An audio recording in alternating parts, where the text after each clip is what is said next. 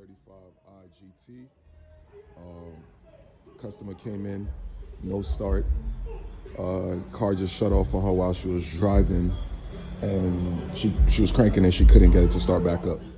The first thing I noticed when the car came in, of course, I hooked up my scan tool, scanned it, and it gave a code for the low fuel pressure sensor. It was a short to power.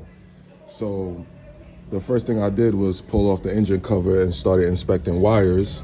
So the first thing I noticed was there was a complete nest down here. I'm gonna show you the pictures.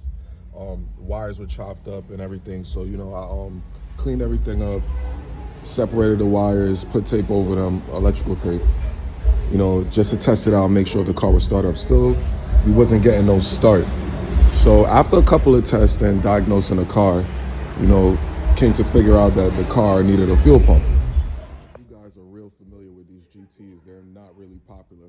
Well, when I'm looking for information, they're not really popular. So I was searching all over YouTube, Google, everywhere for information on these cars, and there was none available. Like, nobody knew how to remove the back seat. Nobody knew how to access the fuel pump. Like, I was really close to just dropping the whole fuel tank and just to change it that way. So, you know, with some patience and, you know, and some more research, I was able to figure out how to access the fuel pump front and back seat. So these actually carry clips. You can see right here, this is the bottom half of the seat. This is the half you pull up first, but you always have to remember to unclip this. This is the handle right here to recline the seat. So once you take off that screw, you just pop these clips out and the seat just moves right out.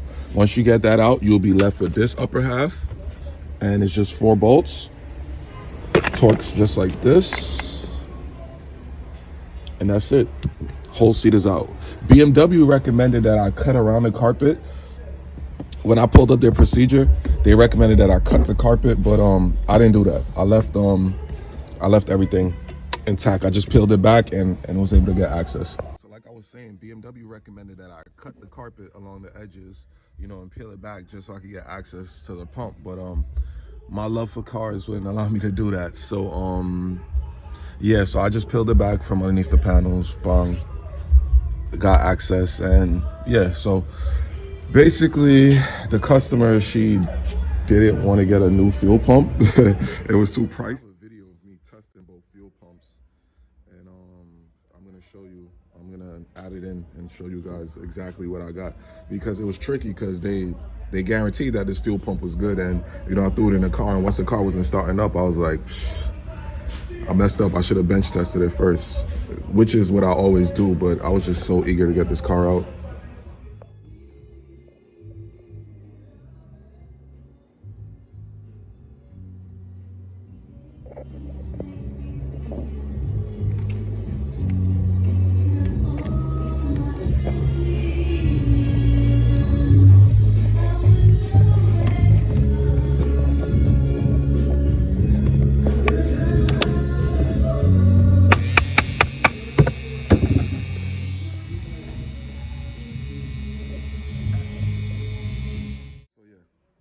This is where I'm at with this GT. I'm waiting on another pump, should be here today, so fingers crossed. Let's see how it goes. Time to install the next one. See what's going on. So these are the tabs I were referring to earlier. So you have to like push them back, and the third one is back here to take out the pump.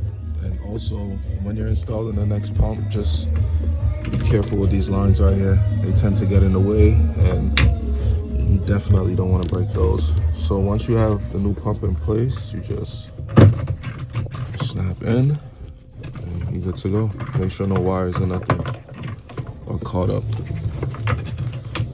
or in the way. Connect your lines. Alright, then this piece, I have to mount it. I don't know if you guys can see. So you're right there in the right, that corner. You have to sit it right there. But you can see the 2 tabs on the side where it locks in So you have to make sure this is lined up properly. Once you got everything connected, everything locked in, and make sure this wire harness right here, the blue and black wires, is plugged in. Everything connected, O-ring is in. Time to install. Now I have the pump installed. I have the lock on. Lock and seal is on. There's actually a special tool to take this off, but I actually ordered one. It didn't reach yet, so I didn't have time for that. So I used All Reliable. Yeah. So put back on the connectors and let's see what's going on. This tab is pretty simple. This connector, sorry. 2 tabs, in and out. This one, for the gas line, you have to pull this red tab out and pull the line up. This one, I call this like an ECU with computer plugs. I'm used to seeing these type of connectors on computers, but you just basically have to slide it back when you're installing it. My fault about the music, y'all. Pop's here rocking out to his oldies. You just put that on and slide. Install plate on and just fasten the 10s and you're good. Alright, so as you can see, there's multiple codes all around, but mainly because the battery was dead when the car was towed in, and I had it disconnected. So, but the main code I was getting was right here: fuel low pressure sensor, short to power. I've seen this code floating all over the internet. Numerous people had problems with this code, and so it looks like with this car, it happened to be the fuel pump was the problem. But of course, the first thing I did check was the low pressure sensor and other things. But like I said, I wasn't getting a no start, so that's what had us leaning towards the fuel pump. Basically, I seen a recall online for these cars, but apparently this one doesn't fall underneath the recall. So I'm gonna clear out the code and see what we get. Now code's cleared out. Let's see what we got. Fingers crossed.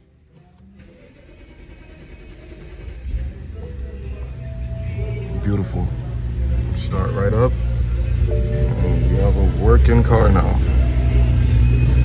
So yeah, guys, if you ever have a problem with that code, like I said, it's the fuel pump. But first things first, check to see if your car falls underneath the warranty, and take your car, the recall, and take your car to BMW, because the used fuel pump that the customer first purchased, the first one was burnt out already. The wire harness was burnt out, so the motor was real weak. So it's like a hit or miss buying a used one.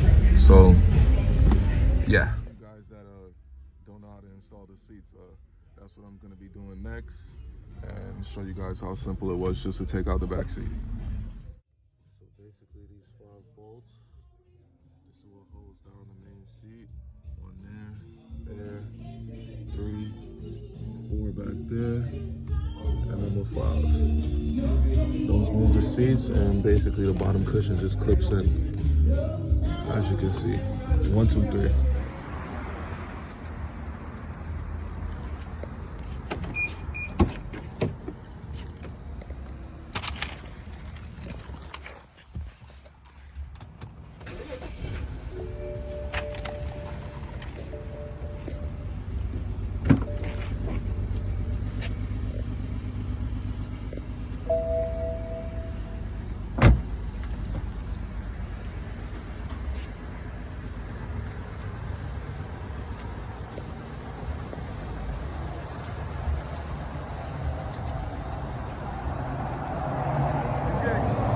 What's up?